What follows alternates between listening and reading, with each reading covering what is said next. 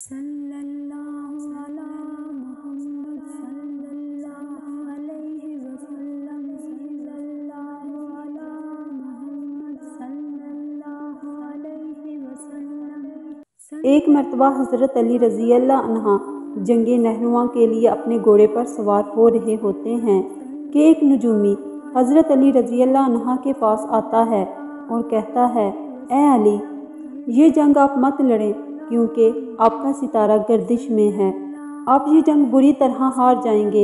मौला अली उसकी बात सुनकर घोड़े से नीचे आ जाते हैं और उस नजूमी को कहते हैं, अच्छा तुम सितारों का हाल जानते हो? उसने कहा, हाँ मेरा काम यही है, मैं सितारों को देखकर इंसान का हाल बता सकता हूँ और आपका सितारा गर्दिश में है, इसीलिए आपको बताया है कि आप ये जंग हार जाओगे। हज़रत अली रज़ी अल्लाह अन्हा ने उस नजूमी को कहा, अच्छा वो सामने एक घोड़ी है जो पेट से है, बताओ उसके पेट में नर है या मादा है? अब वो नजूमी खामोश। हज़रत अली रज़ी अल्लाह अन्हा ने कहा, तुम तो कह रहे थे कि मैं सितारों के हाल जानता हूँ, ये तो तुम्हारी नज़रों के सामने है तो तुम इसका हाल भी नहीं जानते। हज़रत अली रज़ी अल्लाह अन्हा ने कहा, अच्छा बताओ कौन सा सितारा है जब टूटता है तो ऊँट पर एक हरकत ज़ाहिर होती है? अब फिर वो नजूमी खामोश। हज़रत अली रज़ी अल्लाह अन्हा ने कहा, अच्छा इस मेरे घोड़े के पाँव के नीचे ज़मीन पर एक चीज़ है, बताओ वो क्या है? नजूमी इस बार भी खामोश। हज़रत मौला अली रज़ी अल्लाह अन्हा ने कहा, तुम आसमान के तो क्या, ज़मीन पर तुम्हारी नज़रों के जो सामने है वो भी नहीं जानते।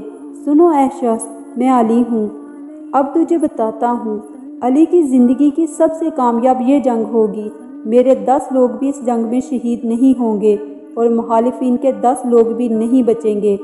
और फिर तारीख़ में लिखा है कि जंग नहरुआ में हज़रत अली रज़ी अल्लाह अन्हा का कोई साथी भी शहीद नहीं हुआ और हज़रत अली रज़ी अल्लाह अन्हा के मुखालिफिन के सिर्फ 9 आदमी बचे थे। इससे पहले मैं आपको अगला वाक़या सुनाऊँ, मेरे चैनल को लाइक शेयर और सब्सक्राइब कीजिए और बेल आइकन को ज़रूर प्रेस कीजिए ताकि मेरी आने वाली हर नई वीडियो का नोटिफिकेशन आपको मिल सके। एक गुलाम था, एक दिन वो काम पर ना गया तो उसके मालिक ने सोचा कि मुझे इसकी तनख्वाह में कुछ इजाफा कर देना चाहिए ताकि वो और अच्छे तरीके से काम करे और आइंदा गायब ना हो। अगले दिन मालिक ने उसकी तनख्वाह से ज़्यादा पैसे उसे दिए जो उसने खामोशी से रख लिए, लेकिन कुछ दिन बाद वो दोबारा गैर हाजिर हुआ तो उसके मालिक ने गुस्से में आकर उसकी तनख्वाह में किया गया इजाफा ख़त्म कर दिया और उसको पहले वाली तनख्वाह ही दी। गुलाम ने अब भी खामोशी इख्तियार की तो मालिक ने कहा, जब मैंने इजाफा किया तो तुम खामोश रहे और जब अब कमी की तो फिर भी तुम खामोश हो क्यों? तब गुलाम ने जवाब दिया, जब मैं पहले दिन गैर हाजिर था तो उसकी वजह बच्चे की पैदाइश थी और आपकी तरफ से तनख्वाह में इजाफे को मैंने वो रिस्क ख्याल किया जो वो बच्चा अपने साथ लेकर आया, और जब मैं दूसरी मर्तबा गैर हाजिर था तो उसकी वजह मेरी माँ की वफ़ात थी और आपकी तरफ से तनख्वाह में कमी को मैंने वो रिस्क ख्याल किया जो वो अपने साथ वापस ले गई। फिर मैं उस रिस्क की खातिर क्यों परेशान हूँ जिसका ज़िम्मा खुद अल्लाह ने उठाया हुआ है। हज़रत इमाम जाफ़र सादिक रज़ी अल्लाह अन्हा ने फरमाया, इब्लीस मलून ने 4 मरतबा चीख मारी। नंबर 1, जब उस पर लानत की गई। नंबर 2, जब हज़रत आदम अलैहिस्सलाम को ज़मीन पर भेजा गया। नंबर 3, जब हज़रत मोहम्मद सल्लल्लाहु अलैहि वसल्लम माबूसे बारिसालत हुए। नंबर 4, जब सूरह फातिहा नाजिल हुई। जब हज़रत नूह अलैहिस्सलाम अपनी उम्मतियों को लेकर कश्ती में बैठे तो उन्हें कश्ती में एक बुरा शख्स नज़र आया, उसे कोई पहचानता नहीं था। आप अलैहिस्सलाम ने हर चीज़ का जोड़ा जोड़ा कश्ती में बिठाया था मगर वो अकेला था। लोगों ने उसे पकड़ लिया। वो हज़रत नूह अलैहिस्सलाम से पूछने लगे, ये बूढ़ा कौन है? हज़रत नूह अलैहिस्सलाम ने उससे पूछा, बताओ तुम कौन हो? वो कहने लगा, जी मैं शैतान हूँ। आपने सुनकर फरमाया, तू इतना चालाक बदमाश है कि कश्ती में आ गया। कहने लगा, जी मुझसे गलती हो गई, अब आप मुझे माफ़ फरमा दें।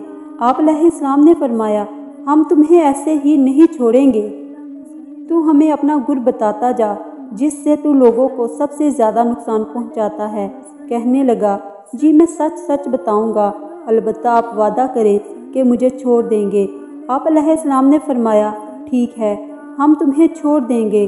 وہ کہنے لگا میں 2 باتوں سے انسان کو زیادہ نقصان پہنچاتا ہوں، نمبر 1 حسد، نمبر 2 ہرس۔